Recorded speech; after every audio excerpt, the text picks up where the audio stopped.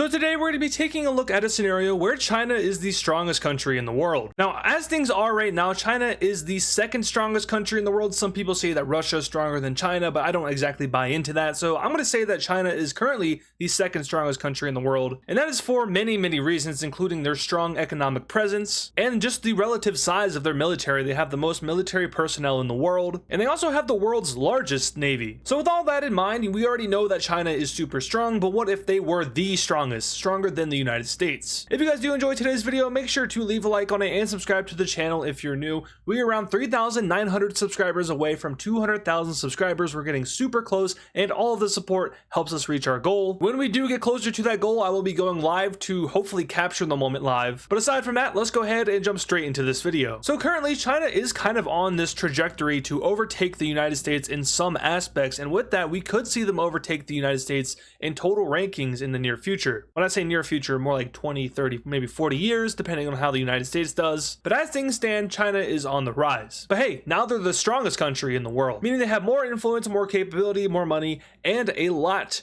more military strength than the US. So with that in mind, China will now be making their first move, and that is of course invading Taiwan. Now it is pretty important to mention the Taiwanese and American relationship, which is pretty darn good. They are strategic allies, and while the US doesn't actually recognize Taiwan as a country, they do still work to protect it. But now that China is number one, it is more likely than not we would see the United States back off, as a military confrontation with China would not end well for the US since they're no longer the strongest. So with that in mind, China will be making multiple landings across the island of Chinese Taipei, as they like to call it, but the ROC stands absolutely no chance in this war. Now the Taiwanese military is actually pretty good considering the size of their country, but in the face of China, who has, like I said in the beginning of the video, the most military personnel out of any country in the world, they're not going to win. So with the Republic of China knocked out of the war, they can now be fully annexed into the People's Republic of China, now finally ending the debate of which China is the real China. Let's go ahead and see what this looks like. And as expected, it looks pretty simple. We just have China annexing Taiwan. So now what is China's next move? Well, this is, a war scenario video, so they're going to be going to war with a bunch of countries, but I do want to say here that China likely wouldn't try to, go out and invade a bunch of countries like some of these other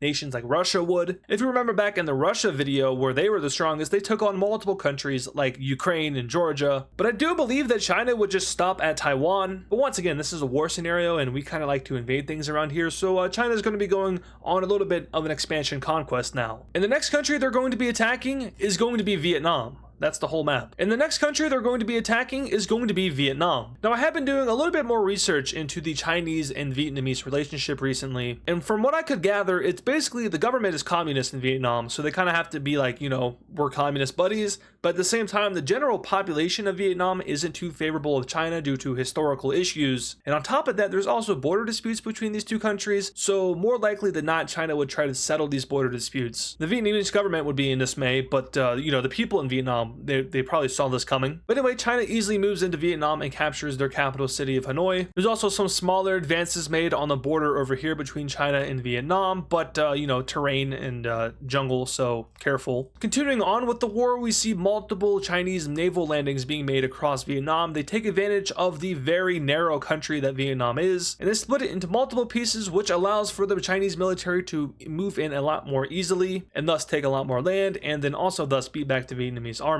Up here in the north, we have this group surrendering, and down south here, we have the Chinese military slowly but surely making their way down Vietnam and doing what the Americans couldn't, taking the whole thing. Yeah, Vietnam's gonna surrender. So China's invasion of Vietnam went really well, and it didn't meet pretty much any resistance. Now, of course, there's gonna be guerrilla warfare. Every country, when it gets fully invaded, is gonna have guerrilla warfare. Maybe Vietnam a little bit more since they have the experience from the 60s and 70s, but let's go ahead and take a look at this peace treaty. And in this treaty here, we can see that Vietnam is divided up into many pieces. Well, I guess I should say many pieces of Vietnam are divided up into China. The entirety of North Vietnam is annexed into China, which will grant them a ton more population. But there's also some areas down south here that China is going to be annexing as well, such as the southernmost tip of Vietnam, as well as this little area over here. Now, these borders, I do want to say, do line up with the provinces of Vietnam, so, this isn't completely random. In the more newer videos, I have been trying to make these borders more realistic, and hopefully you guys have noticed. Let me know if you have in the comments. But as for the rest of Vietnam, they are not done with them yet. They're going to be made into a Chinese ally. So yeah, Vietnam got a horrible treatment here. But now we're going to expand a little bit further on the alliance that China has just established with Vietnam, because this isn't an alliance of just,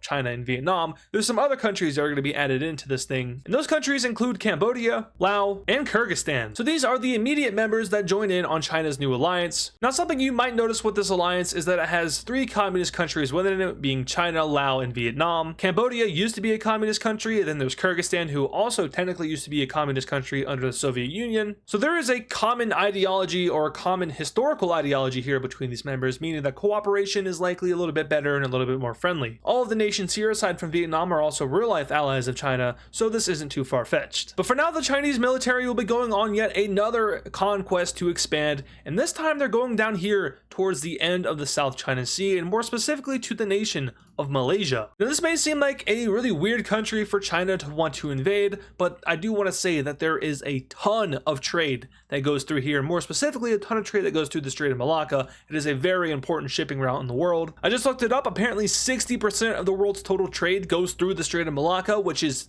insane. And as you can see here, Malaysia does have a little bit of coast off of this strait. Therefore, China wants to get in on some of that economic investment that they could get by invading Malaysia, and thus that is exactly what they do. So the Chinese Navy will be using this area of Vietnam that they just annexed to stage a landing in Malaysia, and it goes extremely well. They'll quickly make a landing on the northern coast of Malaysia and start to move their way down the southern coast area. And the main objective here is to just capture the capital city of Malaysia, which they will just go ahead and shoot across the country, splitting off this northern area and quickly taking it. While the main invasion force will work on taking some of these smaller areas, we have a spearhead force moving down to the north of the city and setting up for a possible taking. We then also see another spearhead pop out. This time this one goes over here to this coastal area and stages to the southeast of the city. And eventually they will encircle it, cutting off this inner area as well as the southern area. Some forces will move in to take this area, but for the most part they go ahead and work on the capital city, eventually taking it. And with this, the western side of Malaysia will fall. There is still the eastern side. So at this very point in time, Malaysia has lost their capital city, and they're kind of now only limited to their Borneo portion. But would Malaysia surrender at this point? More likely than not. But just to make sure, China goes ahead and makes a few more landings, one in the south and one in the north, which at this point Malaysia knows that they can win, and they will choose to surrender over to China. So just like that, China has beat Malaysia, and now we can take a look at this peace treaty. And in this treaty, we can see that China will go ahead and take over this entire western area of Malaysia. Once again, I did follow the provinces here, so it isn't too, unrealistic, but they gain a ton of land along the coast of the Strait of Malacca, meaning there's going to be a ton of trade hubs across here that China will now control, and thus they will also be getting all of the economic output from that area. You also got to think, like cargo ships that are passing through here, more likely than not, some of them maybe stop to refuel, and then like so on and so forth. I think you guys can get the picture. But as for the rest of Malaysia, we once again see that China goes ahead and adds in a new member to their alliance. They go ahead and change the government of Malaysia into communism, and they add them to their bloc. With that, China has now been gaining a ton of influence over the South China Sea, and I do want to take a moment to say that what I said earlier about China not invading other countries is true, but if they were to do that anyway, it would probably look something like this. China is very, very, very obsessed over the South China Sea. And you can kind of see why. There's so much trade that goes through here, and China being the #1 exporter in the world, yeah, they definitely want more control over this area. Maybe if they control all the waters around it, they'll be able to implement some kind of tax and say that it's their territorial waters, therefore, you need a tariff to get in or a tax to get in, so on, so forth. I don't know if that's too plausible because I'm not a student of international law. I don't know if there's like treaties against that, probably. But yeah, anyway, another quick little operation will take place down here where China just invaded Malaysia, and they're going to be going after the small state of Singapore. Absolutely tiny, only 1 pixel on this map, which is, kind of sad. But Singapore will be annexed into China, and that is yet another area where China is going to see a lot of economic output from. Singapore's economy is kind of cracked for how small it is. But yeah, they're just straight up annexed in the Chinese territory. Anyway, at this point, China is going to be adding in another country to their alliance, and this time it's going to be Pakistan. Now, I don't think I need to explain too much into why Pakistan would join. They're allies to China. They're strategic allies to China, at least. Not the same ideology, but that doesn't really matter. So they gain a new member into their alliance, and this member is super strong. Pakistan is one of the strongest countries in the world, a top 15 power, a nuclear power, and a country that has a common enemy with China China, that being India. Now at this point, some of the countries in the world are getting a little bit worried, and more so the Western countries are extremely worried because China's idea of a new world order does seem to go ahead and be formulating. With the United States no longer the strongest country in the world, they have lost a ton of influence, especially over here in Asia, and more specifically over here in the Middle East, where former American allies are now more so on the side of China than they are on the side of the United States. This includes Saudi Arabia, Oman, the UAE, Qatar, maybe even Kuwait, for example, and even like in the most extreme of scenarios, Turkey. And keeping that in mind, we do have to talk about one particular alliance in the world that would kind of put a roadblock in front of China, and that is the Quad Alliance between the United States, India, Japan, and Australia. This is another one of those strategic alliances that are meant at curbing the rise of influence of China, and obviously they haven't been doing the greatest of jobs to stop that. So I've gone ahead and highlighted the Quad Alliance here because they're going to be gaining a new member, and this time they are gaining a friend in South Korea. This move makes a ton of sense. South Korea doesn't like China, South Korea has close relations with Japan and the United States, South Korea has close relations with India and Australia, so like it just makes sense. But also the common enemy thing is the most driving force here, so they join the Quad and kind of make it into the quint, I guess, because it would be the quadruple and then the quintuple, so the Quint Alliance. Let's just hope they don't add another member. Hopefully. So now, for China's next move as the strongest country in the world, they're going to go down once again to Southeast Asia, and they're going to be going after Thailand this time. Now, this seems like a really weird country to invade because what interest does China have in Thailand? Well, truthfully, not very much. In fact, there's no land ambition here. But as you can see, Thailand does separate the communist bloc in the north and the communist bloc in the south. So what China's thinking about doing here is going in and having a little bit of a regime change. There's nothing wrong with that. The United States has done that many times in history, and honestly, they've tried to do it over here too, in Vietnam, in South Vietnam, but that failed. But hey, maybe China will be a little bit better at it since they're a little bit closer. Anyway, the communist bloc's forces will now move in to Thailand, and well, Thailand doesn't stand much of a chance at all. Even more so considering that this is a two-front war, meaning that China is also sending forces up from their southern area down here, and yeah, Thailand's army is incredibly spread out right now. So long story short, they will go ahead and encircle the capital city of Bangkok. They'll take that capital city, and with that, Thailand will go ahead and surrender. China's alliance is moving incredibly quickly at this point. They are taking a lot of land, and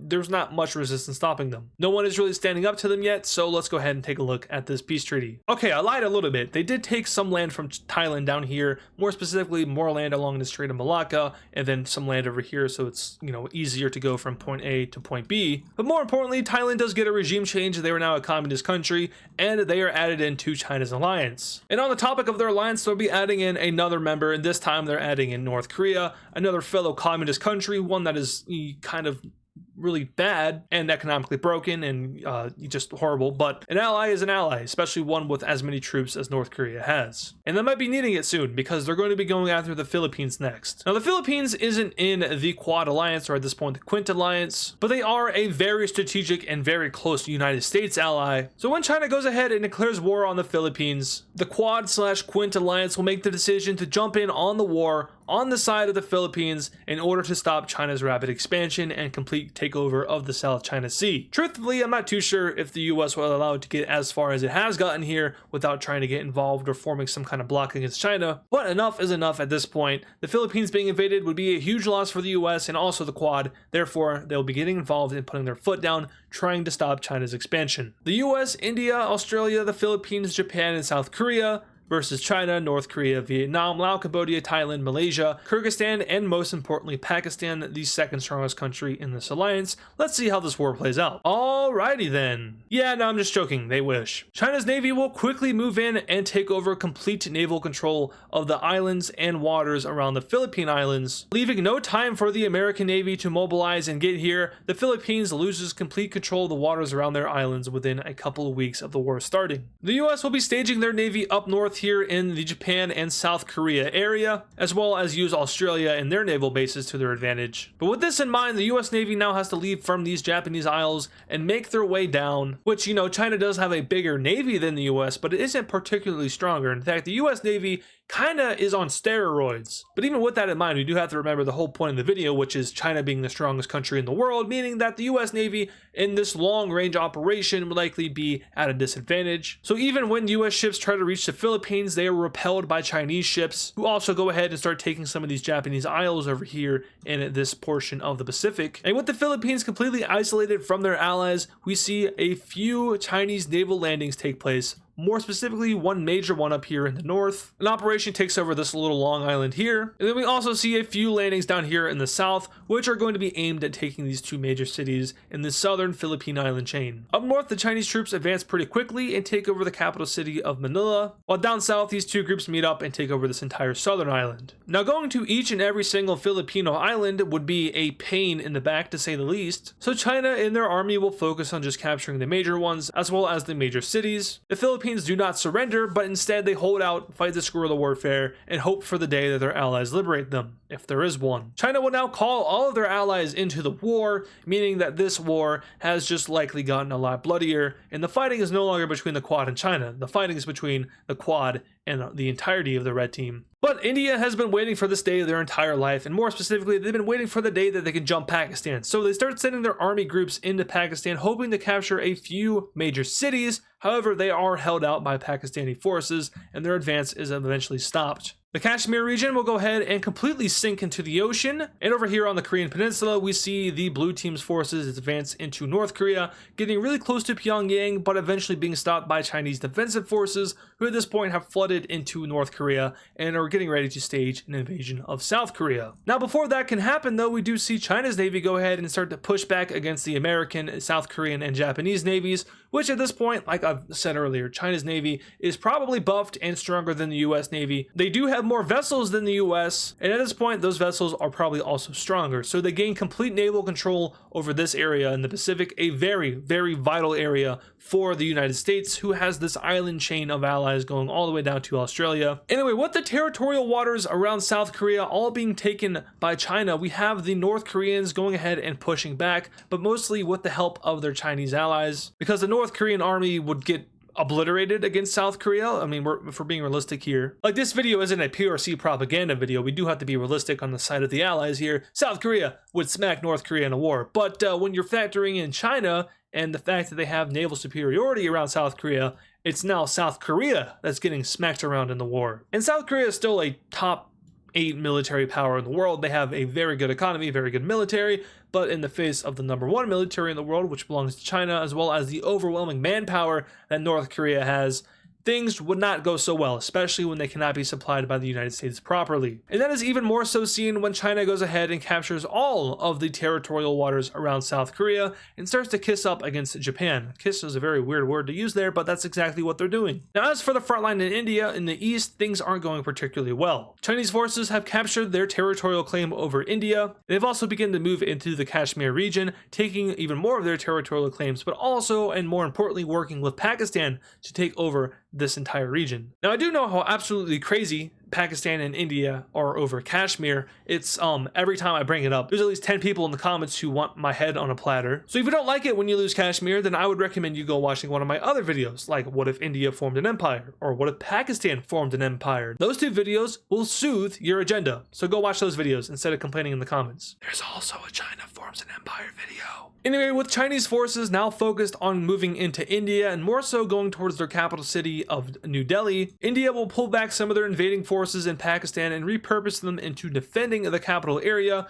which is, as we saw, slowly but surely being squeezed back. We see a major city of India is being captured over here, but eventually the Indian military will turn to conscription, and this move is a very unpopular move in the country, but it's a move that begins to save the country as China and Pakistan's forces begin to be repelled. They do make gains up into the Kashmir region, but are eventually stopped, and this is the front line that we are left with after India's counteroffensive. Over here in the eastern region, things also go well until they don't, and China pushes right back, and this time going a little bit further into this weirdly shaped piece of land that I don't know why India has, but they have it anyway. I actually do not know like the history behind this region. I know when the British Raj broke apart, there was like the two Pakistans at one point, and then it's just a whole mess. But I don't ever remember learning about this piece of India over here. So if you do know about it, or if you're from India and want to tell me about it, let me know in the comments below what is the history and purpose of India owning this land over here. Also, I have a question. Are they mad about this? I feel like India would probably be mad about not having this part of Bangladesh because you would have access to the ocean right here. But anyway, back to the fighting. China is very quickly moving into this area, and they're also very quickly securing it. Now, I do believe there's quite a bit of population over here. If I remember correctly, the last time I was looking at a population map of India, I noticed that their population is kind of all right in here. So China capturing all this area could be a very big loss for India, especially as they move towards this corridor over here. Now, speaking of this corridor, this is where China's advance is stopped, as India is able to set up one of the best defensives in history using the geography of this region to their advantage. There is a very, very small passage here that allows India to connect up with itself in this area. So they went ahead and took their military and set up these 3 pixels as defensive, so China cannot get through there. Not without getting military access through Bangladesh, who is unlikely to comply, and you can't really move through the Himalayas because, well, they're the Himalayas. On that topic, I should probably start to erase some of this land over here because you're not invading that. That is just pure mountain. Anyway, with India losing this area over here and also starting to lose land to Pakistan, the morale of the blue team will begin to drop, especially after India's counteroffensive is pushed back. Looking at this on the world stage, this is an embarrassing defeat for the blue team so far, as they've lost the Philippines and South Korea being one of the strongest countries in the world, of course. The Philippines also being a medium power, and then over here in India, they're not doing so well, even with US and Australian help, which at this point, the US probably isn't too sure where to send their military. I mean, their navy is unable to get a hold of the Philippines, their navy is unable to get a hold of South Korea, and for the most part, their forces are just trying to defend Japan, and that's for a pretty good reason, because China is actively trying to make a naval landing in Japan. It's just that the US and Japan are repelling those forces at this point. Now, the US is also sending forces into India, and Australia is mostly sending their forces into India, but also helping out Japan as well. So even with all this support on India's side, any counteroffensive that they were successful in making is eventually covered right back up. And a few months later, after Chinese forces begin to advance upon New Delhi, India will make the call to their alliance and call for them to leave the war and call for them to call for peace. That's a lot of calling. At this point, this is a huge victory for the PRC and their allies, and China will go ahead and graciously accept victory in this war. They'll agree to halt their forces in India and will sit down at a peace conference with the blue team in Moscow, Russia. Strange place to hold a peace treaty, but let's go ahead and see what it looks like. So in this treaty here, we can see that China has indeed beat back the Western forces, or more so the Quad forces. And to break it down quickly and simply, we have the Philippine Islands losing their northernmost island, as well as this little long island over here to China, so they will be annexed in the Chinese territory, which will go ahead and complete China's ambition of controlling the entirety of the South China Sea, just by default, considering they have all of the land around it other than Brunei, but I'm sure they could deal with that if they really needed to. So with the South China Sea under control, the PRC is more likely than not very happy. But they also go ahead and add a new ally, switching the government of the Philippines over to a communist one and making them join their alliance. Up north here, we see that South Korea no longer exists, as it is installed into North Korea. Hopefully China goes ahead and gives them a better government there, one that will actually develop the peninsula, and one that isn't hell-bent on making nuclear bombs. Japan is left alone, Australia is left alone, and then we come over here to India, which is where the last of the changes happen. So Pakistan will be given its complete claim over the Kashmir region, but they'll also be getting some small areas of land from India over here in the western area. So this chunk of land up here, and then the one I just colored in down here. And then finally coming over here to India and China's border dispute, we have China winning their dispute and annexing this land into their territory. So India loses pretty much all of their claims on China and Pakistan. They also lose a little bit of land from Pakistan just as of nature of war. And India is also forced to leave the Quad Alliance, leaving it to just the United States, Australia, and Japan. More likely than not, they'll be adding a new member in this region in, maybe like, well, actually, probably not. At this point, China's friendly with all the countries down here in Southeast Asia. They have more influence over all of them. So yeah, unless India can find a way back in, then yeah, goodbye US influence in Southeast Asia and Oceania. Oh wait, no, they can add New Zealand. Totally is going to replace the production of India. Maybe, if they had about 1.3 billion more people living there. Anyway, that is going to do it for today's video on what if China was the strongest country in the world. Let me know what you thought in the comments below. Let me know any suggestions you have for war scenarios in the comments below. Once again, we are getting super close to 200,000 subscribers. We're around 3,900 away by the time this video is being posted, meaning that that's not a lot of people. I mean, that is a lot of people, don't get me wrong, but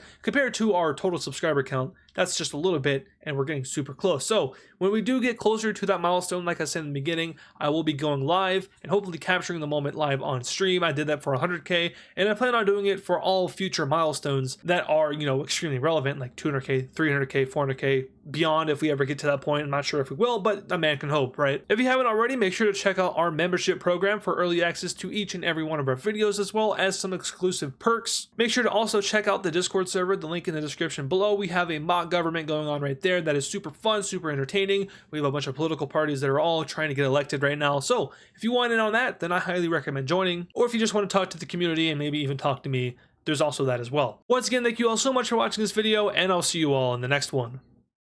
And of course, thank you to all our super fans. This includes Sermonator, Static FN, Jazzy Jerboa, Turn Mapping, CTG on YT, Mega the YouTuber, Vista Mapper, Garbage Trucks, AdizzPro, WICSO, 7353, Gamer, RS, Australian Geopolitical Mapping, Augusto, Norwegian, Gail Martinez, Freezioid, Laser Tase, Pablo Sigma Cat, 45, Death Strider X, and DW Cool Dude. Once again, thank you guys,